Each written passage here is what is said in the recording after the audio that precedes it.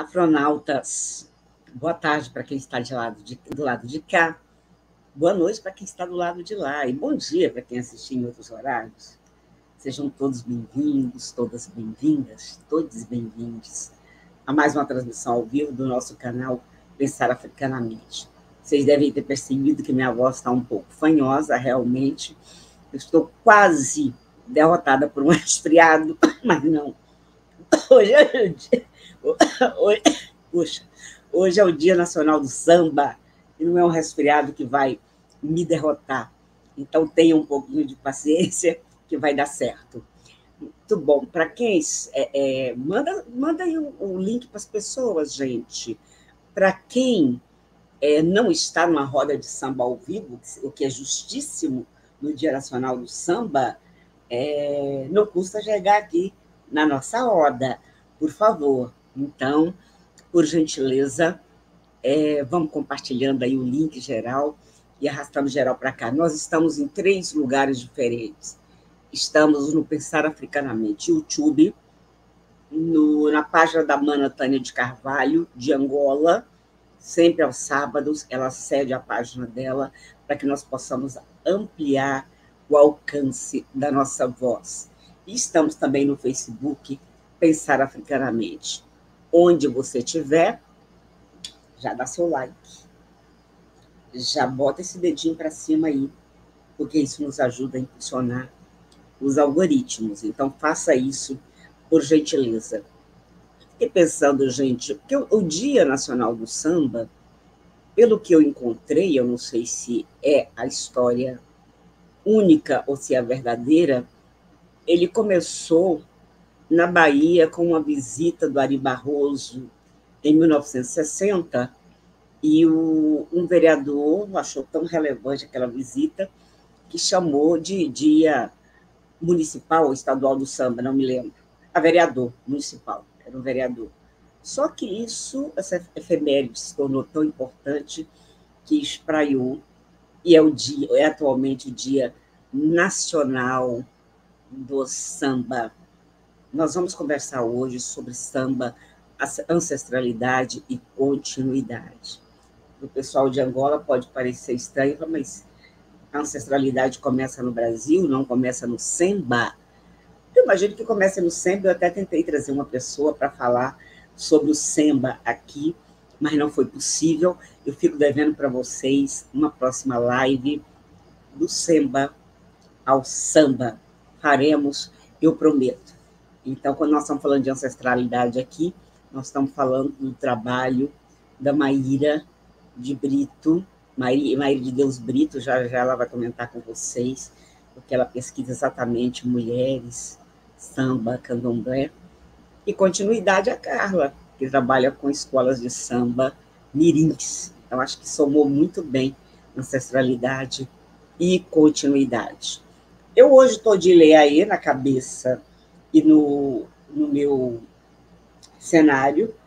Não é incomum eu estar de Ileaê, mas hoje eu estou de propósito, porque eu estive em Salvador recentemente, há uma semana atrás, e já começou em Salvador a celebração dos 50 anos do Bloco Afro Ileaê, ao qual eu reverencio sempre que posso, colocando a força das suas indumentárias aqui no Pensar Africanamente. Veja só, eu tive... Deixa eu puxar aqui para a sala nossas convidadas. Espera aí. Eu tive uma vez, nos Estados Unidos, representando a ministra Luísa Bairros, num evento organizado por uma instituição iorubá. E eu fui fazer uma fala e escolhi para abordar a violência contra as tradições de matriz africana no Brasil.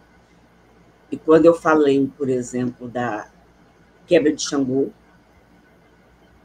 que deu origem ao Xangô rezado baixo, a violência foi tamanha que as pessoas pararam de tocar o tambor alto, as pessoas olharam, algumas lacrimejaram e pensaram, mas como isso é possível?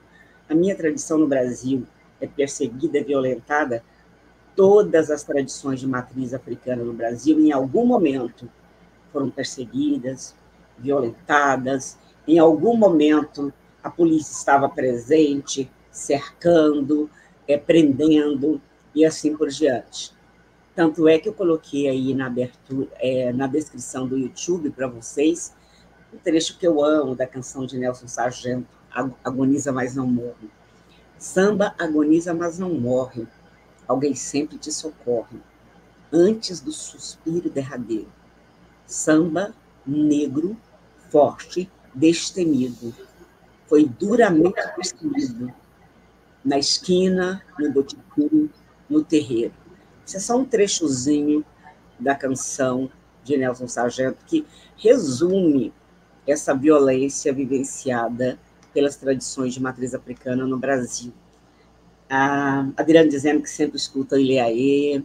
Adriano, seja bem-vindo, querido.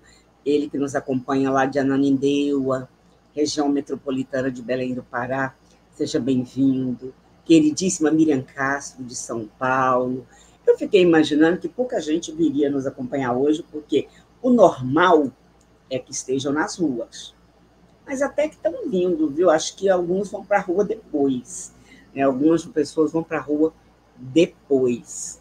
Neuza Santos. É a professora Neuza Santos, será, gente? Não sei, não tenho certeza. Mãe Dora, sua bênção, Mãe Dora, Doralina Fernandes Barreto. Que bom que a senhora está aí nos acompanhando. Muito obrigada. Pessoa no perfil Amo247. Ele nos acompanha de Cambridge, Reino Unido. Boa tarde. O Eduardo Durães perguntando se tem certificado. Nem sempre a gente emite, mas um caso ou outro de necessidade, a gente emite sim. Você pode mandar o seu pedido para o e-mail pensar.africanamente@gmail.com. Eu vou colocar aí para você e nós vamos providenciar, sim, para você o certificado. Nós sabemos da correria que é na academia para fechar carga horária e assim por diante. Se a gente puder contribuir, estamos à disposição, obviamente. Deixa eu apresentar para vocês, de maneira resumida, nossas duas convidadas de hoje. Ambas já estiveram no canal, viu, gente? A Carla Lopes, que é doutora pela Universidade Estadual do Rio de Janeiro, mestre em Educação também pela Estadual do Rio de Janeiro, historiadora, professora, criadora e coordenadora do Programa de Relações e Debates para a Consciência Negra. Experiência metodológica de implementação das leis 10.639 de 2003 e 11.645 de 2008, e que também é um observatório de ações e práticas pedagógicas em educação para as relações étnico-raciais. Técnica em organização de acervos e memórias, cuidado de memórias, e pesquisadora sobre carnaval, escolas de samba mirins e educação e movimento negro. Maíra Brito, jornalista, doutora em Direitos Humanos e Cidadania pela Universidade de Brasília, professora do Instituto Brasileiro de Ensino, Desenvolvimento e Pesquisa, autora do livro Não, Ele Não Está, pesquisa mulheres de axé, samba e candomblé. Muito bem. E a gente, obviamente, nós vamos começar com Maíra, porque ela vai pegar exatamente ancestralidade. Deixa eu só cumprimentar o pessoal que está chegando aí. A Neuza dizendo, fui professora, Silvani, mas infelizmente não sou a professora homônima, a gigante Neuza Santos. Eduardo Durões, obrigado, minha querida, sou pesquisadora sobre ancestralidade e afrofuturismo, e seria uma honra ter o certificado desse evento. Josanira da Luz, São Luís Maranhão, professora Josanira, bem-vinda. Professora Cláudia Nascimento, do Rio de Janeiro, também nos acompanhando, parabenizando pela mesa. Wagner Campanello, samba é um símbolo da resistência e da cultura negra no Brasil. Muito bom. E quando a gente começa, vocês sabem que podem continuar compartilhando, né? Esteja você no Facebook, no YouTube, pode continuar arrastando geral para cá. Queridíssima Maíra, bem-vinda de volta ao Pensar Africanamente, por favor. Muito obrigada. Primeiro, pedir licença a Exu, o dono da palavra, para conduzir uma boa live para a gente, boas palavras para a gente. Agradecer o convite, Silvani, que até, né, com essa gripezinha chata, segue maravilhosa, segue incrível, firme aqui com a gente. Agradecer muito esse projeto tão bonito e que salvou a gente tantas vezes durante a pandemia e agora que a gente já voltou à rua, continua presenteando a gente com conversas incríveis. Agradecer a presença de Carla, que conheci agora pessoalmente, mas já adorei, já estou aqui com várias ideias para a gente fazer algumas coisas juntas. Já gostei da energia de Carla. Pedir a bênção de Mãe Dora, minha mãe de santo que está aqui, de quem eu vou falar bastante hoje. A bênção às minhas mais velhas, às minhas iguais, às minhas mais novas. E aí, gente, eu vou contar para vocês um pouquinho o que eu tenho produzido, tá? Semana que vem, daqui uns dias, quarta-feira, eu defendo uma tese chamada O Samba é Santo, Escrevivência sobre Mãe Dora de Oiá. Mãe Dora me presenteou algumas vezes. A primeira foi quando permitiu que eu entrasse na vida dela, no ilê dela. E desde então a gente tem compartilhado muitas histórias e muitas memórias. Eu achei importante registrar isso na minha tese, né? Então, meu ponto de partida é a vida de Mãe Dora. Mas primeiro eu tenho que explicar para vocês quem é Mãe Dora, né? Mãe Dora é uma baiana de Riachão das Neves que fica no centro-oeste baiano, ali perto de Barreiras. É uma cidade bem pequenininha que fica perto de Barreiras, então talvez seja a melhor referência. Então, quem conhece mais ou menos a Bahia vai entender que também que é uma cidade que está muito mais próxima de Brasília, de onde eu falo, do que, por exemplo, de Salvador, que a Bahia ela é muito grande, né? E ela saiu de lá em 69, em 1970 ela chega aqui, porque ela sai de Pau de Arara, imagina, naquela época, né?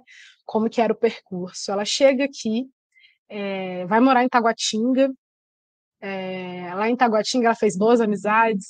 Uma das coisas mais interessantes dessa parte, né, da vida de Mãe Dora jovem, Mãe Dora cresceu com Joaquim Cruz, nosso grande corredor, que ela chama de Quinca, claro, carinhosamente, afinal cresceu junto com ele. E eu fico pensando, olha aí, né, os caminhos bonitos aí da vida. Ela viu o Quinca começar, ele jogava basquete, depois que ele foi para o atletismo. Essas são algumas histórias curiosas que eu conto dessa infância dela. Na juventude, Mãe Dora foi integrante do Partido Comunista, e para mim esse é um episódio muito importante, porque eu fico pensando em toda a emoção, todo o sentimento que passa até hoje na cabeça do coração de Mãe Dora, porque recentemente, em janeiro, Mãe Dora esteve presente na posse das ministras Aniele Franco e Silvia Guajajara, e aí eu fico pensando, né, naquela jovem integrante do Partido Comunista Brasileiro, anos depois, ali na posse, lado a lado das nossas ministras, do nosso presidente Lula, Flávio Dino, ministro Flávio Dino, Silvio Almeida, entre outras autoridades que tinham lá. E para mim foi um momento muito importante estar ali perto, vendo Mãe Dora, uma mãe de santo, né, nesse país que o racismo religioso não dá tempo. Então, eu acho que foi uma vitória coletiva, uma vitória nossa, né? Porque eu sempre falo isso, que a gente está falando o tempo todo da gente. Então, assim, eu estou contando a história de Mãe Dora, mas eu também estou contando a nossa história. Eu quero muito que a gente sempre pense na ideia do coletivo quando eu estiver falando por aqui. E Mãe Dora, desde sempre, teve essa coisa de cantar, de compor. Ela até brinca, né? Eu não tenho essa coisa de sentar e compor. Vem na minha cabeça do nada. Ela fala, eu não sou o Paulo César Pinheiro, né? Paulo César Pinheiro é esse cara que compõe super bem também, mas ele tem um certo ritual, sente, escreve. Ela não. A inspiração vem e ela faz os sambas dela. Sambas que, para quem está curioso e está curiosa, dá para ouvir alguns desses sambas no disco de um grupo chamado Filhos de Dona Maria, que é um grupo que nasceu dentro do terreiro que Mãe Dora comanda, o Ilê Axé Tojulabá, no Distrito Federal. É um terreiro que tem um axé cultural, como também diz Mãe Dora. E eu fiquei pensando nessas coisas, nesse caminho, nessa trajetória. Mãe Dora é sempre conectada com o samba, a casa dela é uma casa de muito axé cultural. Existem muitas pessoas conectadas com o teatro, muitas pessoas conectadas com a música e, sobretudo, com o samba. Então, Mãe Dora, parte do talento de Mãe Dora como cantora e compositora está no dos Filhos de Dona Maria, que está disponível aí nas redes sociais para todo mundo ali nas plataformas, né? Spotify, Deezer, etc. É só digitar Filhos de Dona Maria que vocês vão encontrar um disco lançado em 2015, se não me engano, chamado Todos os Prazeres.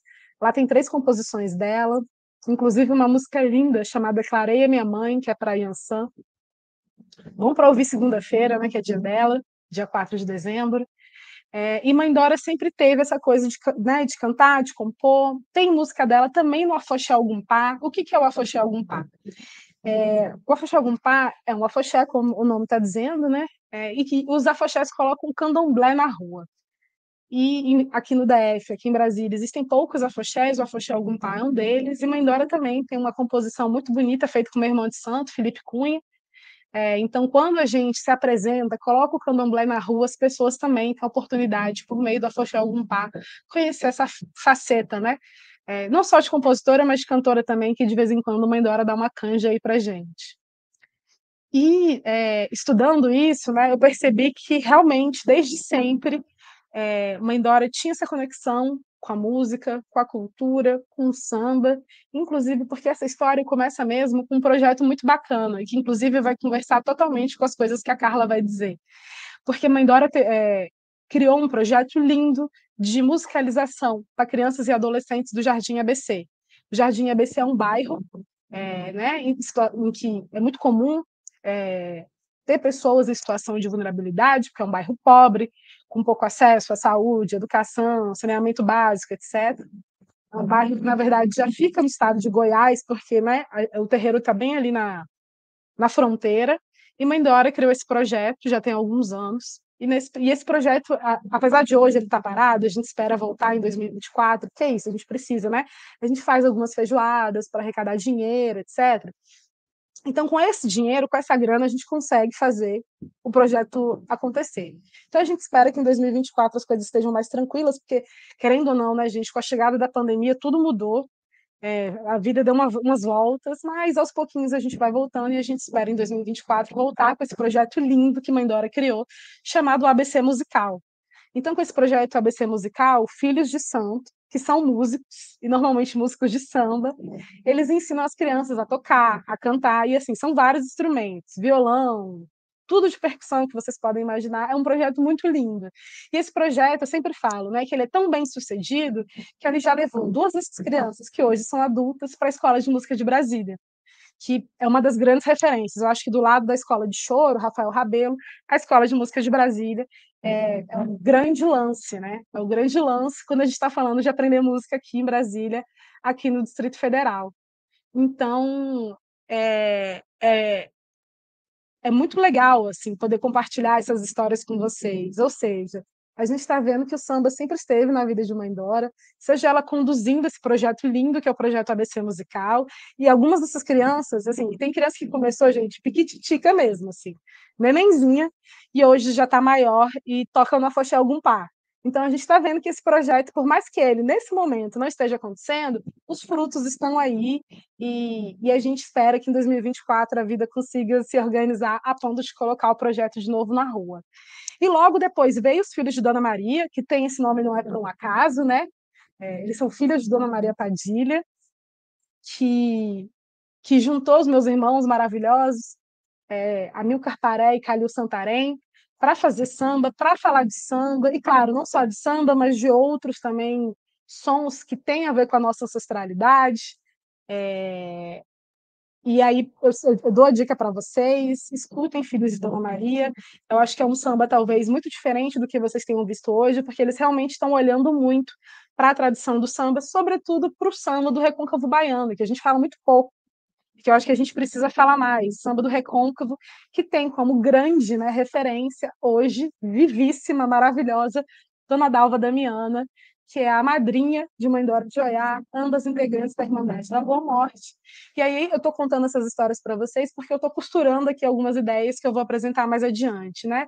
Então a gente está vendo, quando eu estou lembrando do Samba do Recôncavo, de Dona Dalva, eu estou trazendo para vocês mais uma mulher que é essencial para o mundo do samba. Então a gente já viu Mãe Dora, que é cantora, compositora, integrante da Irmandade da Boa Morte, que está aí comandando esse samba feito aqui em Brasília, né?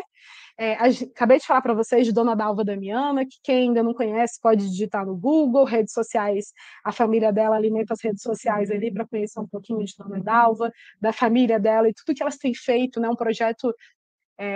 Alguns projetos, na verdade, existem vários projetos, como o Terno do Acarajé, entre outros, pensando no samba, pensando na ancestralidade, lá em Cachoeira, Bahia. E Dona Dalva também é cantora, também é compositora lá no Recôncavo, também é integrante da Irmandade da Boa Morte. E para fechar essa tríade, só para mostrar para vocês como tudo tá junto e misturado, a grande matriarca do samba, Tia Seata. Tia Seata também foi cantora, também foi compositora e também foi integrante da Irmandade da Boa Morte.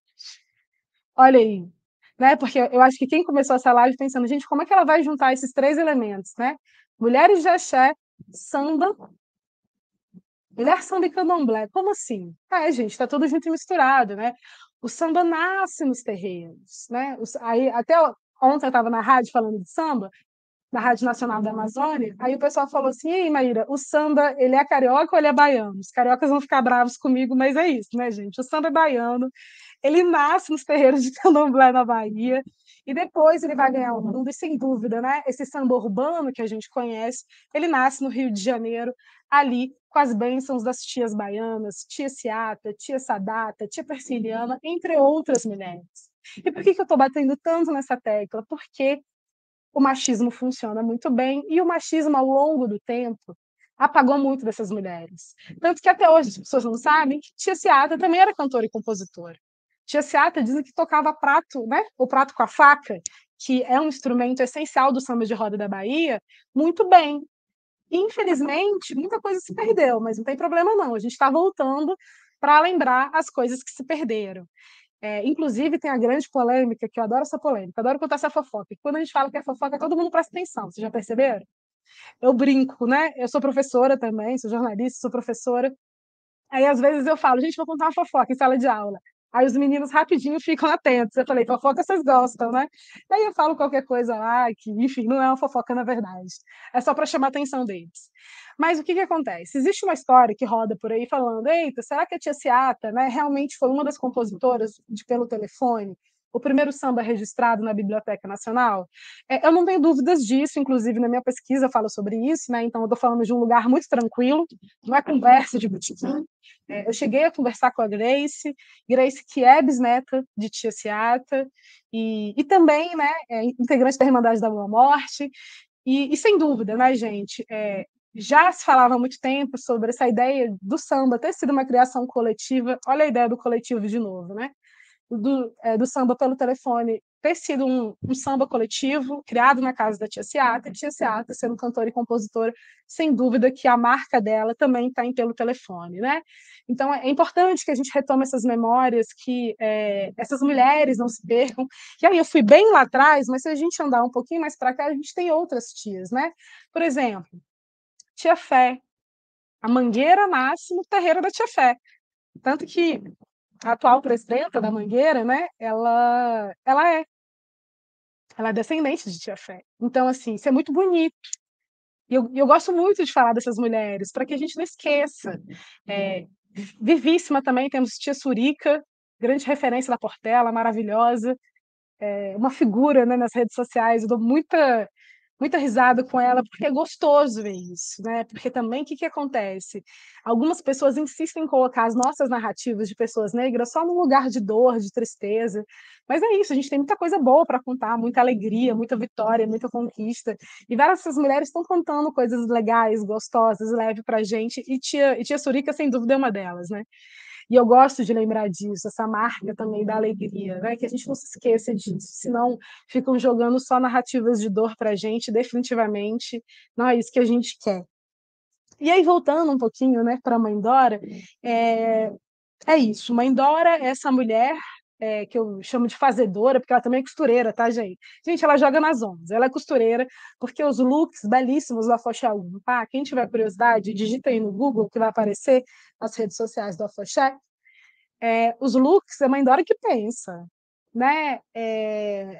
Então, o repertório, tudo ali tem Mãe Dora por trás. Inclusive, há alguns anos, quando a gente estava bem na pandemia ainda, presa dentro de casa, eu escrevi um artigo muito bacana que fala o seguinte: eu vou até aqui colar o nome para falar certinho, mas era um artigo que eu comparava, assim, fazia uma análise.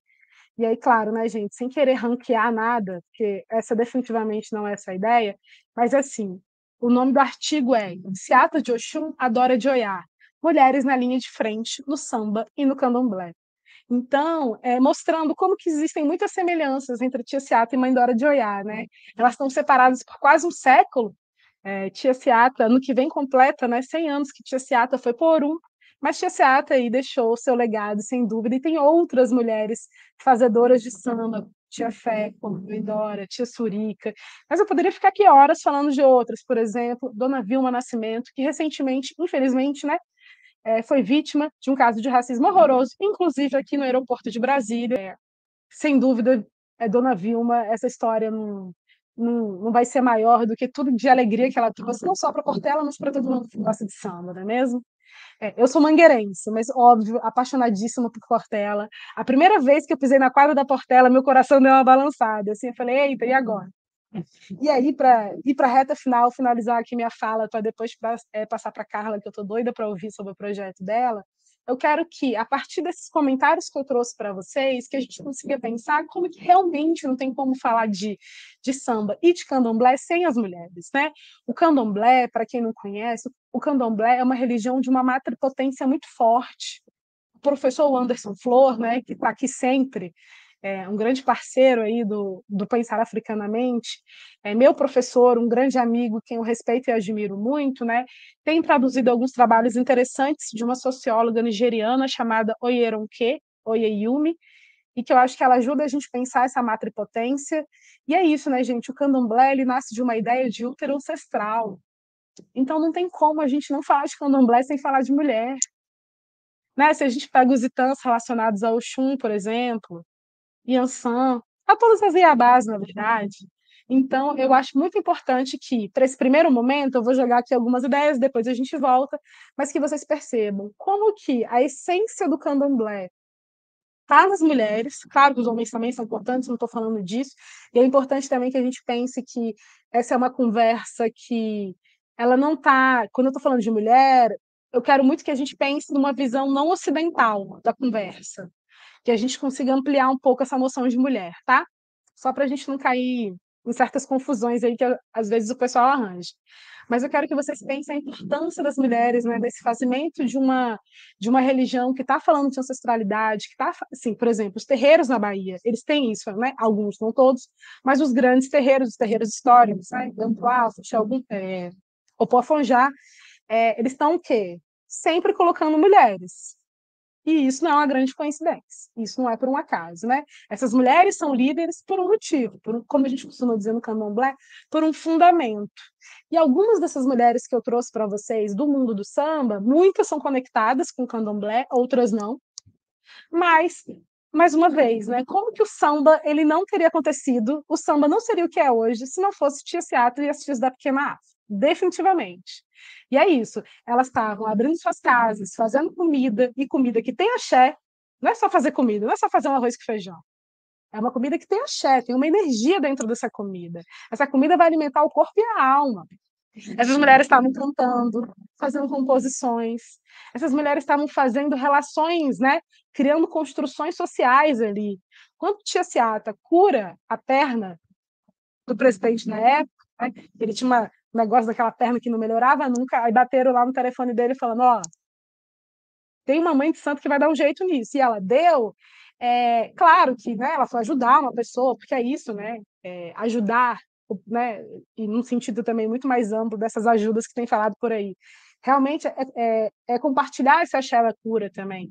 Mas ela também fez o quê? Abriu portas para que outras pessoas, né, pudessem circular com mais tranquilidade, que o samba não fosse mais tão perseguido, porque o samba sempre foi perseguido.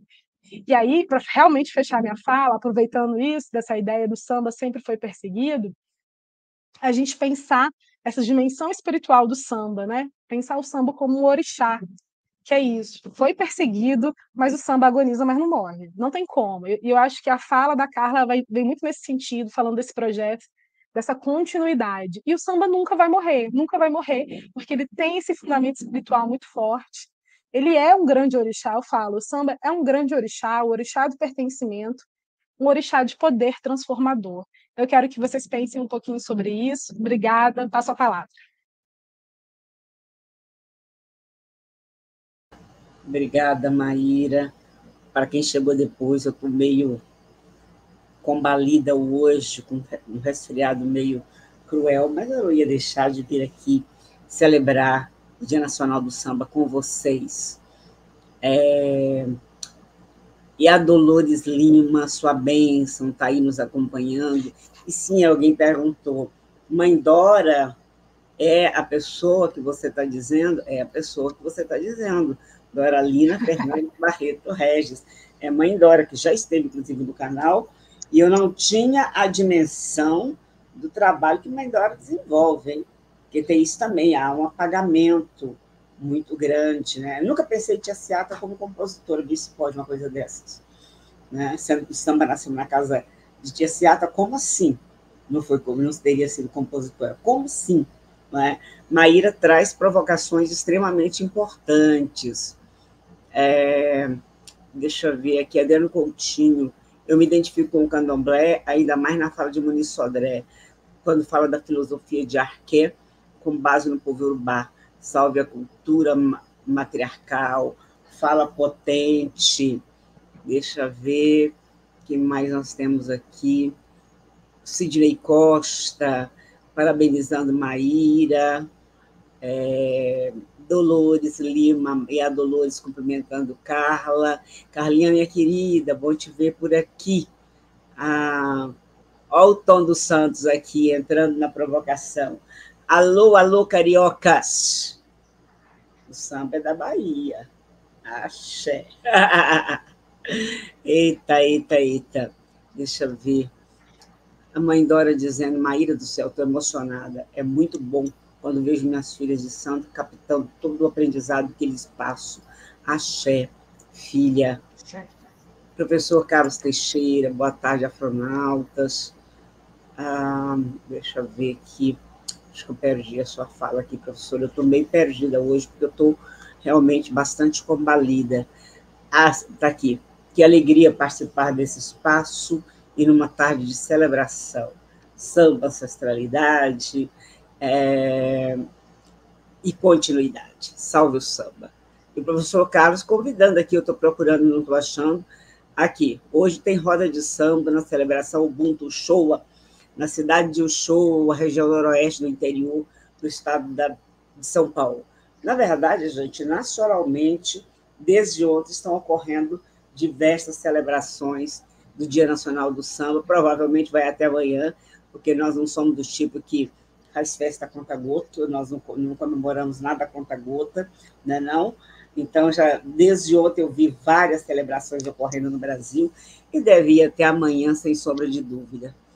Carlos Teixeira, que alegria participar desse espaço e numa tarde de celebração.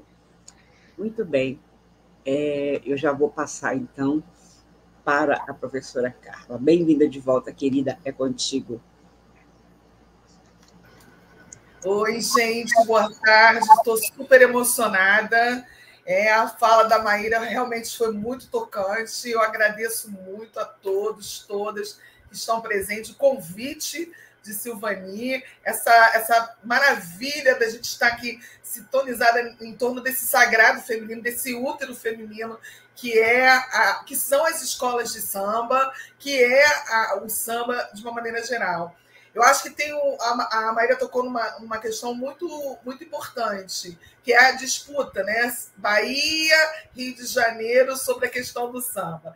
O professor José Flávio Pessoa, um grande antropólogo, cientista social, professor da UERJ, né, que já veio a falecer, mas ele tem um artigo muito lindo numa das revistas Acervo do Arquivo Nacional, que ele vai falar dessas comunidades religiosas baianas que vêm para o Rio de Janeiro, como elas se estabelecem, e aí temos a figura da tia Seata, e como esse samba ele vai se espraiando pelo Rio de Janeiro. E dentro da urbanidade, infelizmente, nós perdemos esse caráter do matriarcado. Não do samba, mas dentro das escolas de sambas. Né? As escolas de samba, elas deram uma virada de chave, tirando o matriarcado feminino da posição desse status e passando para a mão dos homens. E, obviamente, aí os homens eles acabam por criar toda uma conjunção, né, uma constituição de comunidade muito diferente da feminina, da mulher. E uma dessas questões faz com que hoje, né, não hoje, mas há 40 anos atrás, houvesse a necessidade de se resgatar esse matriarcado, essa cultura das escolas de samba. E, por isso, foram criadas as escolas de samba mirins. Então, é assim que eu começo, agradecendo mais uma vez a todos e todas. A Djo, minha amiga que mora na Inglaterra, ela mora em Cambridge, ela está aqui conosco, ela é uma estudiosa de música e de cultura afro-brasileira, da afrodiáspora brasileira. A minha amiga amada e combatente Dolores Lima, que a gente está dentro da SEDUC, né, na Secretaria de Estado do Rio de Janeiro, batalhando. Então, as escolas de samba, elas nascem justamente, as escolas de samba mirins, desculpa, elas nascem da necessidade de continuidade da cultura das escolas de samba. E o que é a cultura das escolas de samba?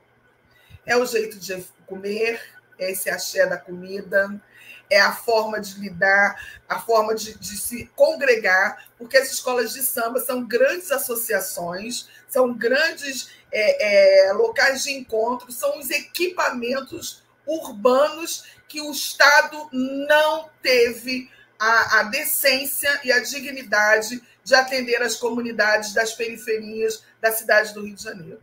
Então, as escolas de samba se constituíram como grandes associações de apoio, de solidariedade entre os moradores das periferias, em sua maioria negros e mestiços. E as escolas de samba, elas eram os quintais, eram as casas, eram as tias, os tios, os amigos, comia, se bebia, brincava, e o tempo todo você estava em quê? Em aprendizagem. Não uma aprendizagem intencional, mas natural, né? Porque é do ser humano aprender olhando, imitando. Isso é da natureza humana. E ali, as crianças, os adolescentes, os jovens, olhando os senhores, conversando, nas grandes rodas, eles aprendiam a dançar, a sambar, e mais do que isso, os valores culturais da memória afrodiaspórica. Então, para que ensinar? Para que ter uma escola mirim?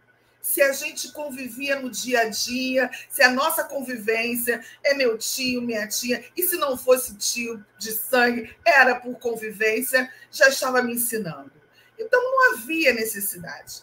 Mas, à medida que as escolas de samba, e aí, ó, Salgueiro, Portela, a nossa querida e amada Portela, Mangueira, elas começam a perceber que o seu valor cultural tinha caído no gosto da classe média carioca, e aí elas começam a crescer, e não é à toa que a gente tem as quadras com esses nomes maravilhosos, né? Portelão, Palácio do Samba, esses termos, né? esses adjetivos de grandiosidade demonstram que as escolas tinham crescido. Aquele chão de terra batida, de terra, né?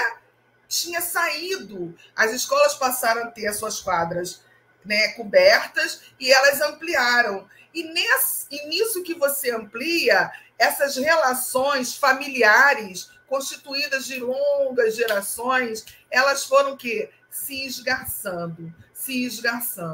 E aí, por N razões, e dentre elas até mesmo o patronato, que passou a ser exercido por pessoas de fora, né, os chamados bicheiros, também acabaram por esgarçar totalmente essa relação de filiação existente dentro das escolas de samba.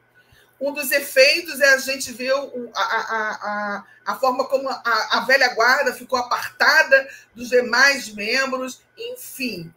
As escolas elas começam a ter seus segmentos. A gente não ouve isso? Segmento? É o segmento infantil, é o segmento das baianas, é o segmento da velha guarda. Então, esses segmentos começaram a ficar mais isolados e espraiados. E, com isso, aquela convivência com as crianças deixou de existir. Ou passou a existir de uma maneira mais privada. E quem é que vai realmente tomar essa ideia de resgatar essa convivência, de resgatar a cultura das escolas de samba?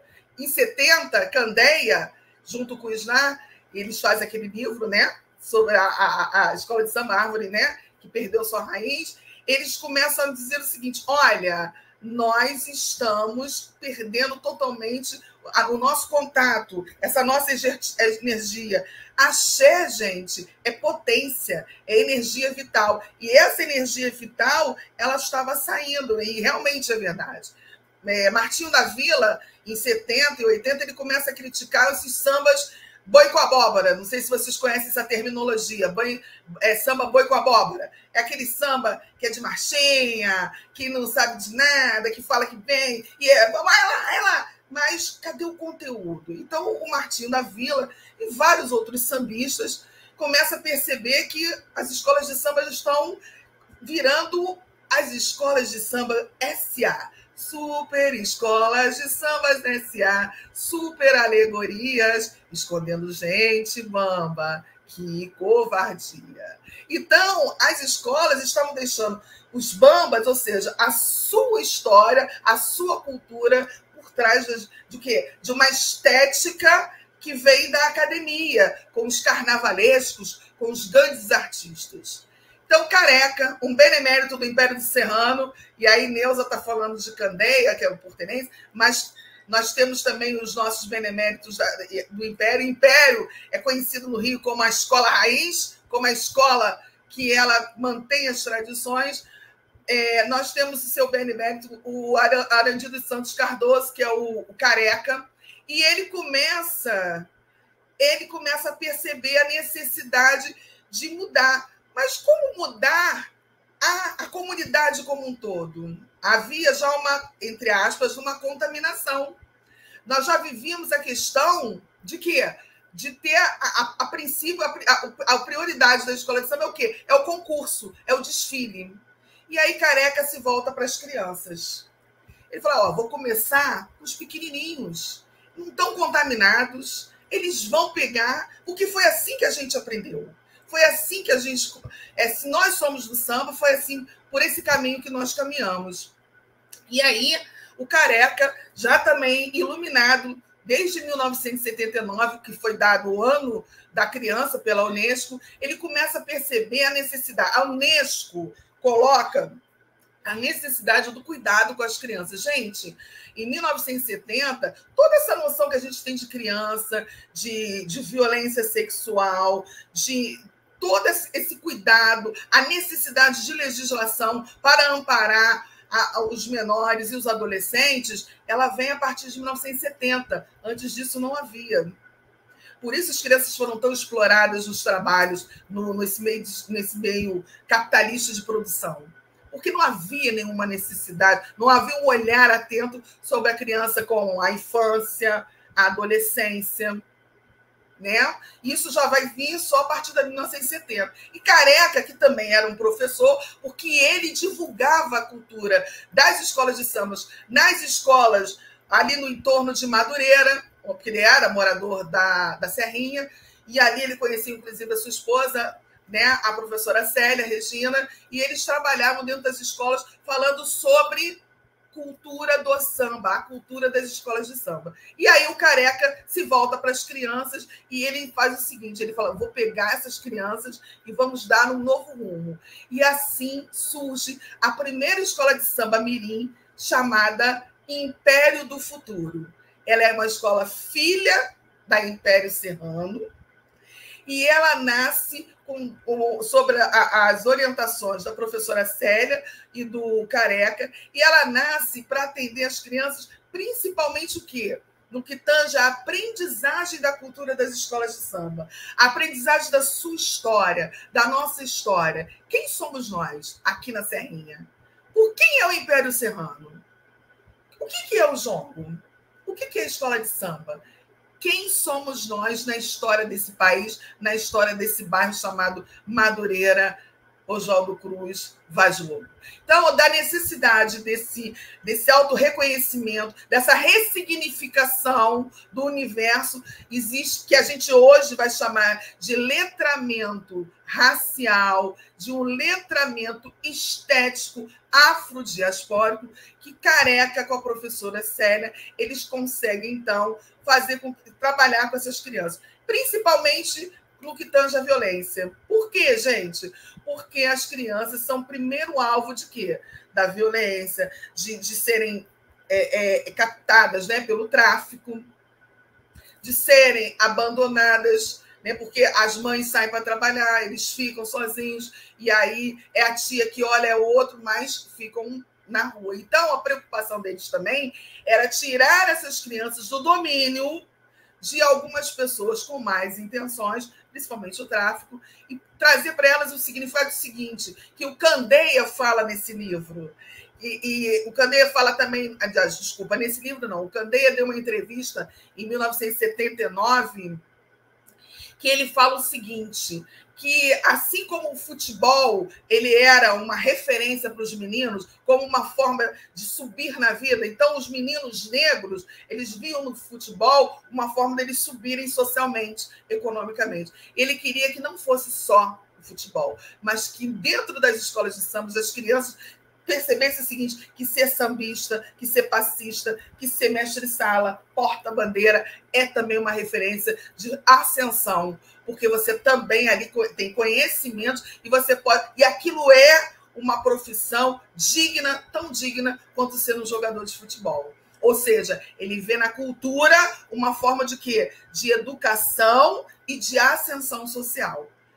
Então, é por aqui que a gente começa a história das escolas de samba mirins no Rio de Janeiro.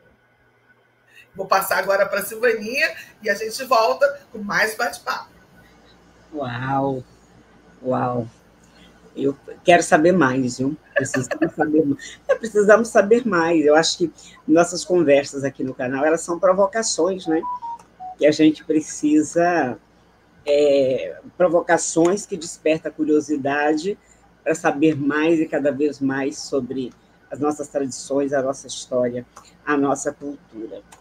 Eu não sei se eu consegui separar todas as perguntas, porque, como eu disse a vocês, eu estou um tantinho combalida hoje, mas eu espero ter conseguido, sim. E muitas pessoas dialogando com você, Carla, com os nomes que você traz, como o senhor Careca vive, eu vi mais cedo aí, Mãe Seata vive. É isso, gente, é isso. Nossos antepassados, é uma frase de Baba Paulo e Fatidê.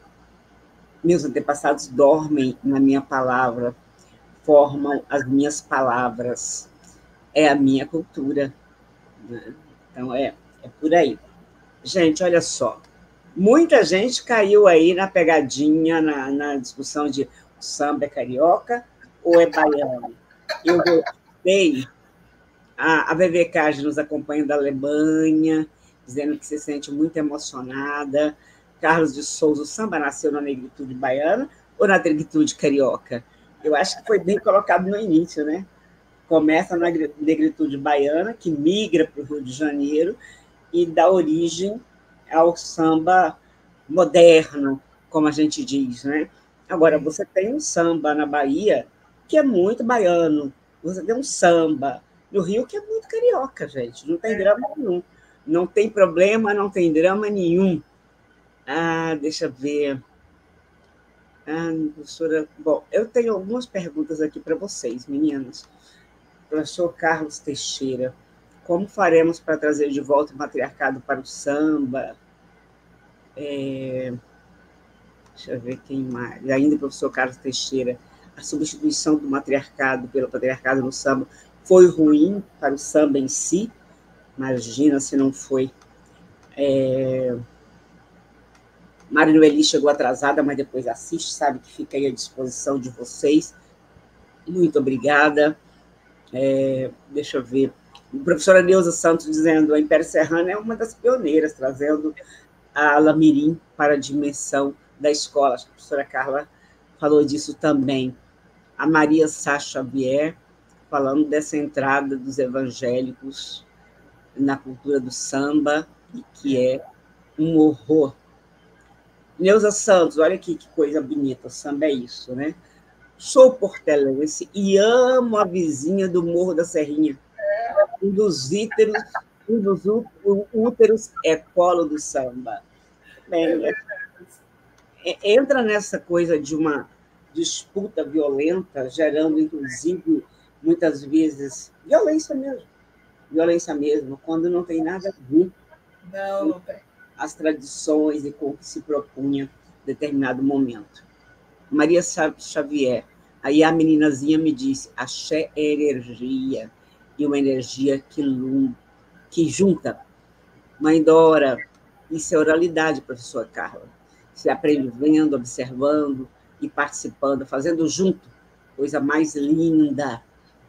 A Neuza trazendo Super Escola de Samba S.A., enredo, samba e desfile do Império Serrano. Deixa eu ver aqui, Ibrahim Calbali nos acompanha de Angola, está assistindo no Facebook da Mana Tânia de Carvalho, muito obrigada. Deixa eu ver o que mais nós temos aqui. A Neuza lembrando que a escola de samba fundada por Candeia de Samba Resistência. Gran Quilombo. Maria Sacha Bé, escola, instituição e escola de samba. Para bem além de sambar, mas essa casa de dos saberes e fazeres. Mãe Dora lembrando que isolar a velha guarda e as baianas, que para ela é o coração da escola de samba. Neuza Santos, Mãe Dora, meu sonho, ver um desfile como das antigas, com a velha guarda à frente apresentando a escola. É de chorar de emoção. Maria Sá Xavier cobrando o letramento estético afrodiaspórico, maravilhoso. Maria Sá Xavier dizendo a violência está muito ali na Mangueira. Acho que está provavelmente em todas as escolas. Enquanto isso, a Marilyn Hendricks, que nos acompanha lá dos Estados Unidos, me mandou no particular dizendo: eu sou mangueirense. Tudo bem. É isso. Quer dizer, as escolas de samba estão no mundo, né, gente? Ela é dos Estados Unidos, ela mora nos Estados Unidos, ela é estadunidense e é mangueirense. O consulado da Portela no Japão. Né? Mãe Dora perguntando para a Carla, você acha que o embranquecimento das escolas de samba tira o sentido de pertencimento da comunidade? Eu fui colocando as perguntas para vocês, tanto no WhatsApp, como aqui no chat privado, então vocês podem dar uma olhada. Vamos ver o que mais temos aqui. Nilza Helena, Carla, estou emocionada aqui, que alegria ouvir sua fala. Axé. Maria Sacha Bé, os meninos só pensam no futebol. Eu acho que se eles convivem com outras possibilidades, eles pensam em outras possibilidades também, né? Maria Sacha Bé, estou muito angustiada. Vocês me desculpem, estou recente lá na escola, me sinto inútil, ainda lutando contra ataques de outras professoras. Você está falando da escola de Samba Mangueira ou da escola onde você dá aula, professora Maria Sacha Bé? Deve ser a escola que ela dá aula. Joy Santos, comunica a vocês que o Comitê de Igualdade Racial do Tribunal de Justiça do Estado de Goiás está organizando o Sauabona 2023, Semana de Arte e Sabedoria Jurídica Negra, nos dias 4 a 7 de dezembro. O Joy dizendo que é possível escolher apenas uma atividade para participar. Vai ser ao vivo e também transmitido online. Vou repetir para vocês aí, ó. O Comitê de Igualdade Racial. Hoje em dia não dá para fazer tudo ao vivo mais, né? Adquirir uma dimensão online em função da pandemia que a gente não pode abrir mão. É o Comitê da Igualdade Racial do Tribunal de Justiça do Estado de Goiás.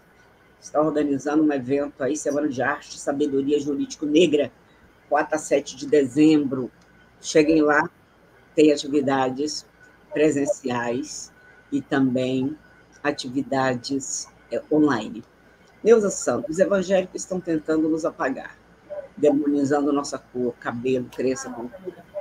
Acho que tem um projeto neopentecostal com os sionistas. Depois os palestinos vão tentar acabar conosco. Na verdade, eles vivem tentando acabar conosco, né? Eles não esperam os palestinos, não. Estão o tempo todo tentando acabar conosco. Maria Sá Xavier, como faço, Carla, para ter contato com a Mangueira Escola? Deixa eu ver o que mais. Acho que é isso, gente. Eu vou encerrar as perguntas, até porque hoje também não estou no meu melhor dia e queremos ouvir Maíra e Carla Lopes aqui na nossa segunda rodada. Sidney Costa, boa tarde, afronautas. Que tarde grandiosa, com homenagem linda ao nosso samba ancestral. Vocês acreditam que vamos recuperar o reencontro com a mulher negra, o alimento e o sagrado? Tenho certeza que vamos. E que não só como vamos recuperar, que não perdemos isso de forma contundente. Né? Não perdemos de forma contundente. Vamos lá. Maíra, por gentileza, querida. Vamos lá, então. Na verdade, eu vou aproveitar e um pouco de trás para frente, aproveitando esse último comentário, né, que o Sidney Costa colocou aqui para a gente. Vocês acreditam, né, que vamos recuperar o reencontro com a mulher negra, o alimento sagrado? Eu não tenho dúvidas disso. Tanto que eu estou aqui falando sobre isso por isso. Então, assim, eu acho que se todo mundo fizer um pouquinho, a gente vai conseguir fazer com que as pessoas relembrem de onde a gente veio, né? Eu sempre falo isso, a gente precisa saber de onde a gente veio para a gente saber para onde a gente vai, né? Se a gente não sabe o nosso passado, se a gente não sabe as nossas raízes, inclusive, né, evocando aí esse livro clássico do Mestre Candeia e do Snark Araújo, quem não viu, o selo Carnavalize até lançou agora esse livro de novo, comprem, que está incrível, assim, é muito bom poder, né, ler Candeia. Eu não tive a chance de conhecê-lo, de ter visto, ele morreu, eu não tinha nascido ainda, mas é isso, a gente tem que saber as nossas raízes. Então, sem dúvida, eu acredito muito na força transformadora do nosso axé, da nossa energia, das coisas que a gente veio para fazer. Tem duas perguntinhas do Carlos, e aí depois eu passo para a Carla, porque eu acho que tem mais pergunta para a Carla. Tem duas perguntas aqui que o Carlos fez para a gente. Né? Como a gente vai fazer para trazer o matriarcado de volta para o samba? E se essa substituição do matriarcado pelo patriarcado, se ela foi ruim para o samba? Né? Eu acho que, primeiro, né, vamos começar então também daqui. Essa substituição, essa troca, né, essa grande prevalência do patriarcado, eu acho ela ruim, porque é isso. O que é o patriarcado? É quando existe toda uma estrutura, todo um sistema que privilegia homens. E a gente está vendo o que acontece quando homens, sobretudo homens brancos, ricos, héteros, cis, estão no poder. E o que acontece, né? Claro, sempre existe uma exceção, mas eu também sou do bonde que acredita que a exceção confirma a regra. Então, a gente precisa muito, muito, muito fazer com que as mulheres, sobretudo as mulheres negras de axé, que são as mulheres que têm esse fundamento, carregam esse fundamento, elas possuem esse espaço, né? Fico pensando, se a gente conseguir fortalecer essas figuras, a gente, de repente, vai conseguir reverter um cenário que muito nos preocupa, que é esse caso que foi citado também nos comentários, da ausência de baianas. Né? Inclusive, tem algumas escolas que importam baianas, trazem baianas de outros lugares, e simplesmente não tem mais baiana. Infelizmente, algumas religiões, né, acabam sendo muito castradoras, dizendo não, dizendo que tudo é pecado, que tudo não pode, e eu acho muito ruim. Até porque, assim, é isso, né? A nossa cosmopercepção do candomblessista, da candomblessista, é justamente o oposto, né?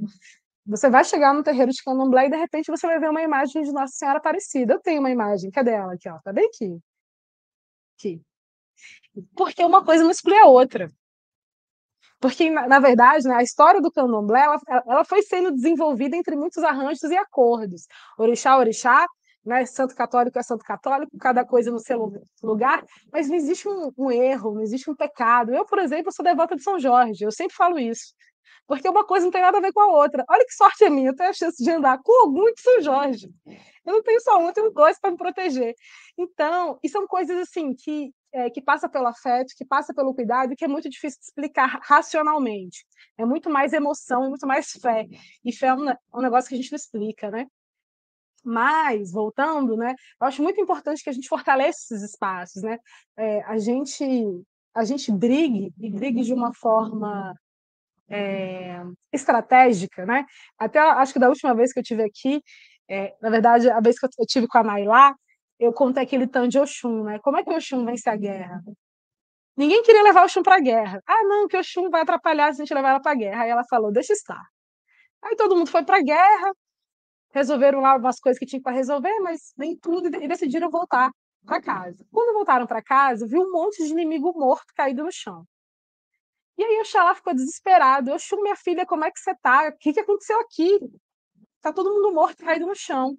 E Oxum falou, vocês não queriam me levar para a guerra? Pois eu chamei eles aqui, dizendo que eu ia entregar todo o nosso reino e envenenei a comida deles. E agora eles estão aí, tudo morto, caído no chão. Ou seja, Oxum conseguiu vencer uma guerra sem levantar nenhuma arma. Ela simplesmente envenenou a comida do povo e o povo caiu lá. Ou seja, as pessoas subestimaram o poder de Oxum. Então, eu gosto muito desse Tan, eu sempre vou contar ele, porque eu quero que a gente consiga, né? Inclusive, eu acho que o matriarcado no samba ele é muito estratégico, ele usa dessas tecnologias oxumísticas aí, para a gente pensar como que a gente vai, por exemplo, captar mais mulheres para entrar nesse lugar tão importante, tão sagrado. Mãe Dora falou isso, né? As baianas são o coração das escolas de samba. As baianas são tão importantes que elas fazem uma lavagem antes dos desfiles. Ou seja, se elas não fossem tão importantes, não estava aí, né? Com esse fundamento, compartilhando desse axé delas com a gente. Então, estou contando todas essas histórias só para reforçar como que é importante ter essas mulheres de volta em espaços de destaque, na linha de frente do samba. E aí eu estou citando Baiana, mas claro que eu posso falar de mulheres da bateria. Infelizmente, a minha escola Mangueira foi a última, né, a admitir mulheres na bateria, isso é muito triste, mas é isso, antes tarde do que mais tarde, não tem problema. A gente sabe das histórias, né, por exemplo, de Dona Ivone Lara, com a ala dos compositores, o primo dela, todo aquele jogo que ela precisou fazer, que dava a composição para o primo cantava, só depois de um tempo que ela conseguiu esse espaço, e ainda é muito difícil. Se vocês tiverem o mínimo de curiosidade, aproveita que hoje saiu parte dos sambas enredos de 2024, entra lá no aplicativo de vocês e tem curiosidade para ver a composição, quem que compôs as músicas. Ainda majoritariamente são homens. E não quer dizer que mulher não esteja fazendo samba enredo. Mas aí a gente tem que perguntar, por que essas mulheres não estão chegando nesses espaços de destaque? A gente tem uma, né, mulher que tem ganhado um destaque maior, que é a Manu da Cuíca, que ganhou o samba de 2019 da Mangueira, um samba histórico, que, enfim, né, é daqueles, tipo, peguei o Ita para o norte, assim, todo mundo vai saber cantar mesmo depois de muito tempo. Mas, óbvio, que não existe só a Manu da Cuíca. Então, a gente tem que pensar na importância dessas mulheres como baianas, na bateria, compondo, ali na frente como presidente, né, também se a gente parar para pensar assim, quem são os presidentes das escolas de samba? Onde estão? Carnavalescos, quem são? A gente, infelizmente, consegue contar nos dedos as mulheres carnavalescas. E da série, não quer dizer que não esteja, né, não tenha mulher aí pensando em carnaval. Então, eu acho que é possível, sim, a gente virar esse jogo. Vamos continuar falando, vamos continuar provocando e vamos pensar nas mudanças que a gente precisa fazer também, convocar os homens, né? Que é isso, a gente tem que convocar eles, os nossos aliados, para que eles nos ajudem aí em estratégias oxunísticas para que as mulheres voltem para a linha de frente no samba. É isso. Com você, Carla.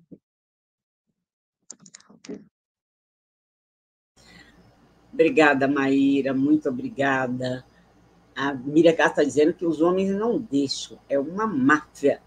E um detalhe importante, né, gente? Nós temos uma grande quantidade de homens brancos à frente de todo esse processo também. Então, homens negros também acabam sendo preteridos. Neuza Santos, baianas de escola de samba estão cada vez mais jovens, seja por conta do peso da roupa, seja pelo cunho financeiro da competição, que se conforma, deixa eu ver aqui, eu quero ver aqui, que se conforma nos desfiles atuais. Vamos ver. Nilza Helena Souza, o samba da minha Vila Isabel, veio falando de criança, bala, viagem ao templo da criação. Vamos lá, Carla, gente, o carnaval está aí, é impressionante como o ano voou. O carnaval está aí. Por favor, Carla, deixa eu te passar aqui, querida. Deixa eu abrir seu microfone. Vem, carnaval, vem logo! Gente, olha, primeiramente, né, as escolas de sambas mirins valorizam as meninas, as mulheres, as jovens. São as tias, são as mães, são elas que conduzem. Claro que muitos presidentes ainda têm, majoritariamente os presidentes são homens, mas é a força feminina que sustenta as escolas de sambas mirins, né? Tem a questão política, financeira, né, de comunicação, que esses homens estão à frente, mas quem segura... E aí eu tenho várias mulheres, eu tenho principalmente a Valéria Pires, da Escola de Samba Golfinhos do Rio de Janeiro, professora Valéria Monteiro, da Corações Unidos do CIEP, que a sua filha também, a Érica, que agora está conduzindo a escola de samba. A gente tem muitas mulheres trazendo crianças, indo nas comunidades, puxando essas crianças, se comprometendo a levar filhos que não são delas, sobrinhos que não são delas, para desfilarem lá na Marquês de Sapucaí, toda terça-feira de carnaval, chegando às 15 horas, 13 horas, saímos de lá às vezes meia-noite, 1h da manhã, com as crianças que não são delas, mas por amor ao samba e à mudança, porque elas acreditam, e eu também, que o samba é transformação, que o samba transforma, modifica, que é uma via de ascensão econômica, social, política. Sim, é. Por isso que quando tem aquela outra fala, uma pergunta que é o embranquecimento está perdendo o pertencimento, né? Há uma perda do pertencimento. Tivemos esse momento, sim, tivemos, em que o embranquecimento nas escolas de samba acabaram por ofuscar, por retirar toda essa cultura, esse saber, esse fazer do seu lugar, né, de projeção, e foi ficando acanhado. Mas aí eu vou falar, como o Maíra colocou agora, das estratégias oxunísticas, ele está voltando. Ele voltou e se recuperou. E hoje a cultura das escolas de samba, elas estão sendo enaltecidas. Ainda que não seja por carnavalescos negros. É verdade. A grande leva de sambas com temas africanos, afrodiaspóricos, não estão sendo trazidas pelos carnavalescos negros porque eles não estão lá. A verdade é essa. Mas os brancos estão tendo que trazer. Estão tendo que trazer, porque são valores dessa expressão artística cultural, e não tem como negar. Agbalá foi um resgate da Vila Isabel de trazer a história da cultura das escolas de samba por meio das escolas, como o Careca fez quando criou a Império do Futuro. É trazer na fala das crianças, trazer as crianças dizendo o seguinte: o futuro está aqui. Daí o nosso título, continuidade. E eu aprendi quando a gente fez esse trabalho, não sei se está dando para ver aqui, ó, Guardiões da Memória, a Associação da Velha Guarda das Escolas de Samba do Rio de Janeiro. A Associação das Velhas Guardas tem uma associação, que aqui a sede delas é aqui em Piedade, na zona norte do Rio de Janeiro, perto da minha casa. E os alunos do meu colégio fizeram esse vídeo documentário e escreveram essa obra, esse livro, contando a história dos baluartes, das velhas guardas, por meio da sua associação. E aqui eu ouvi muito, gente, eles falando, a nossa continuidade são as crianças, os nossos jovens, são eles que vão continuar. E foi por isso que eu fui estudar as escolas de sambas mirins e comprovei. E quando o nosso outro afronauta coloca aqui, não seria a questão da gente juntar as escolas de samba dentro da escola formal? Mas já foi feito, meu amigo. Olha, em 1982, aliás, 1983, Leonel de Moura Brizola, nosso governador do estado do Rio de Janeiro, com seu vice, Darcy Ribeiro, depois de construírem os CIEPs, eles entenderam que educação e cultura é um binômio que caminha para não é para caminha no sentido de fazer com que os sujeitos educativos se entendam e efetivamente eles progridam na educação formal. E por isso, Brizola com Darcy Ribeiro criaram a primeira escola de samba mirim dentro de uma unidade escolar do município do Rio de Janeiro, que na época não era município, era o estado, era um CIEP, que era a alegria, né, o CIEP, hoje chama-se Corações Unidos do CIEP, tá? Que é uma escola que nasceu dentro de uma escola municipal, que foi organizada por Xangô da Mangueira, o nosso grande mestre Machine, o síndico da Passarela, tá? Que eles conduziram todo esse processo de organização. E por quê? Porque em 1980, o Ministério da Educação ele percebeu que para melhorar o rendimento dos alunos no Brasil, isso é um projeto nacional, tá, gente? Era um projeto nacional fazer com que as escolas desenvolvessem projetos dentro das suas unidades escolares, onde educação e cultura caminhassem juntos para que os alunos tivessem o quê? Uma melhoria da qualidade. Então, cada escola ia fazer uma diagnose e ia buscar qual a sua expressão. Aqui no Rio de Janeiro, nós tivemos uma escola chamada Escola Municipal Ministro Gama Filho, que fica lá no Lins Imperial, lá no bairro do Lins. Tá? E essa escola ela fez uma enquete, né? Vários artistas, pesquisadores, financiados pelo Ministério da Educação, foram para essa unidade escolar e viram o que a comunidade queria. Olha, qual é o projeto que vocês vão fazer? Gente, por que esse projeto? Para eliminar a evasão escolar, para que a comunidade local valorizasse a presença daquela escola e trabalhasse em conjunto para que as crianças fossem alfabetizadas e não desistissem, finalizassem seu processo de escolarização. Ora, no Lins Imperial, a gente tem o quê? Tem uma escola de samba maravilhosa, que é a escola de samba Lins.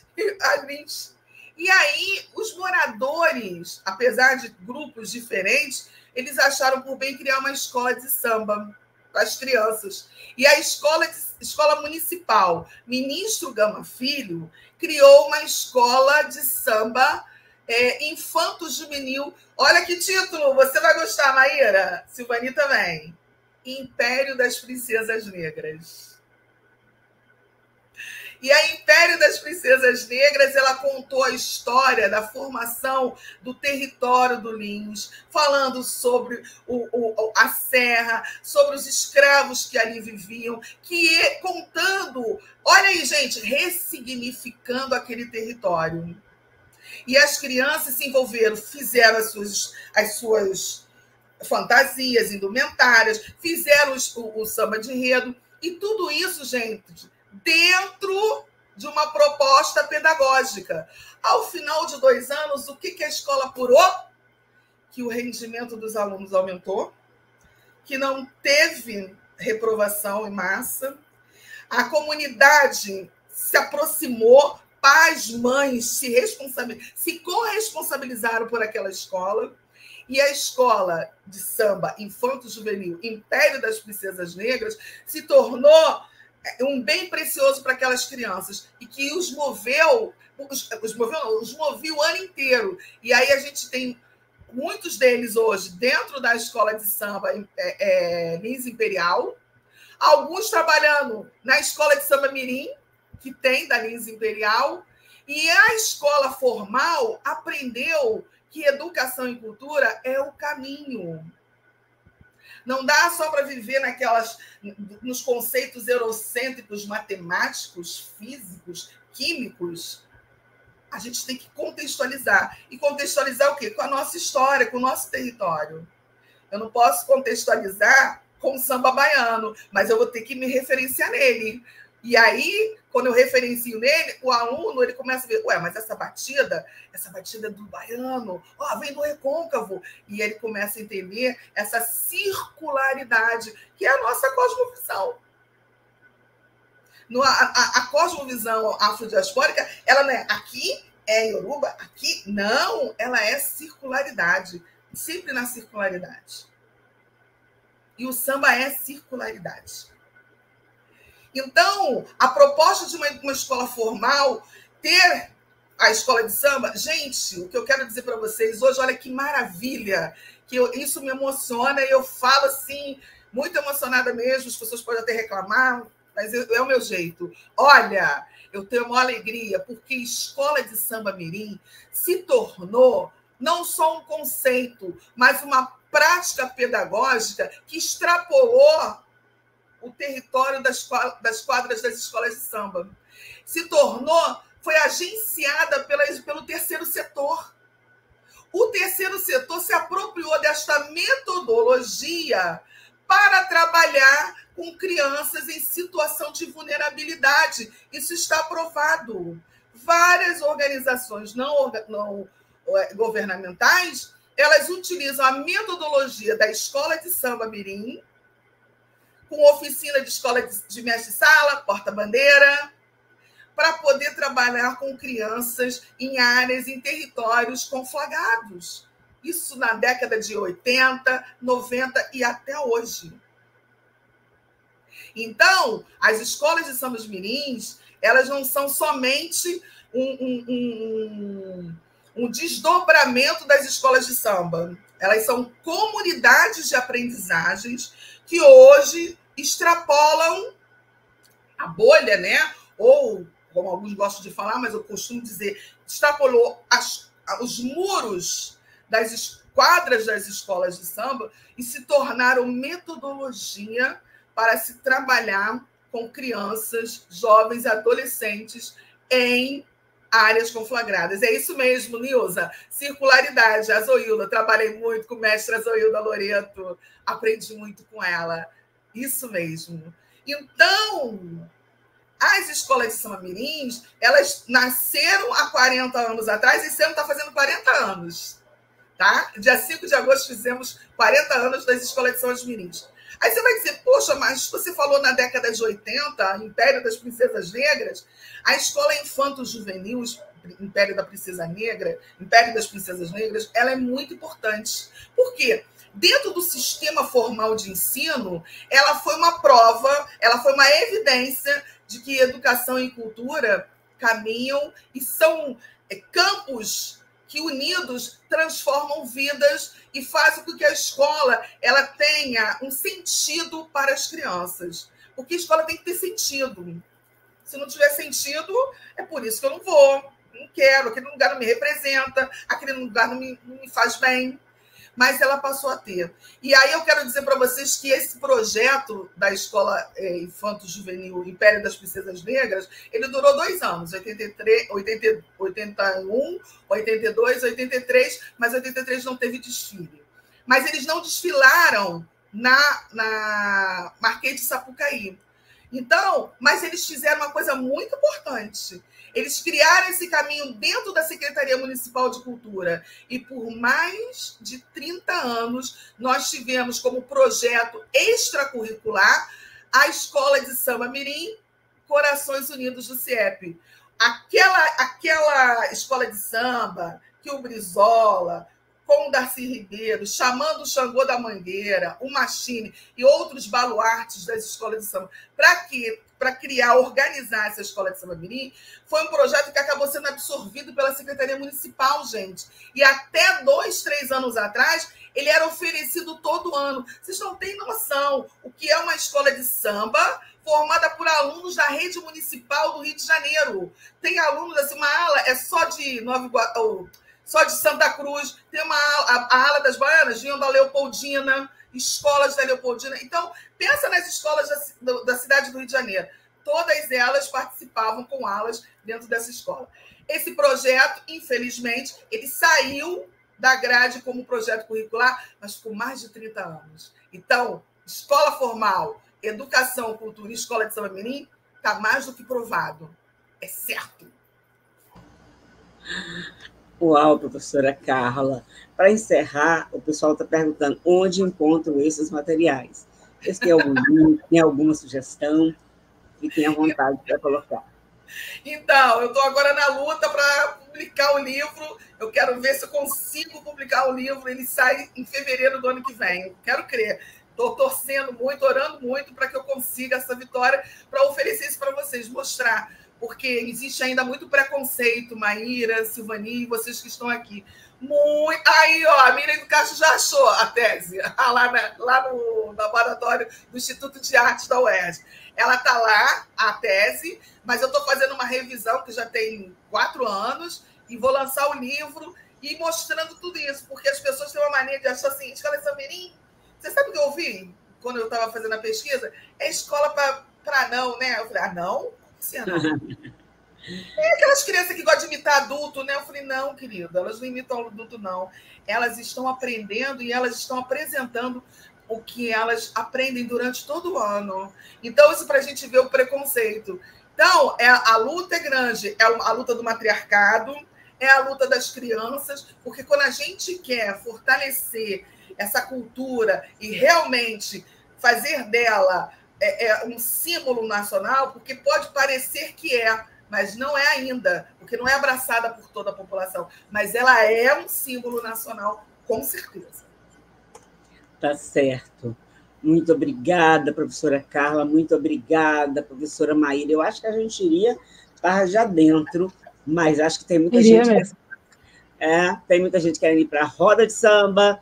O trem do samba vai sair agora, 15h30. Já saiu. Deixar um abraço aí, agradecer, Silvani. Muito obrigada mais uma vez pelo convite. Foi ótimo estar aqui com vocês hoje.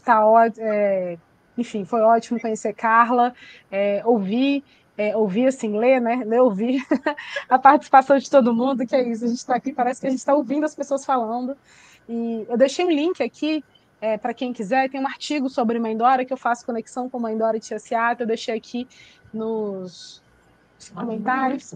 Eu tenho as redes sociais. Eu acho que pode não ter entrado. Se você puder colocar aqui no chat privado, eu queria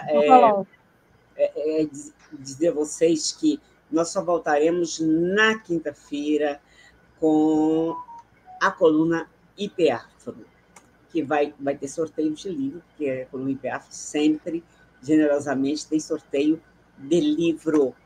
Compartilhando o link aí que a Maíra colocou aqui, agora sim, está à disposição para vocês.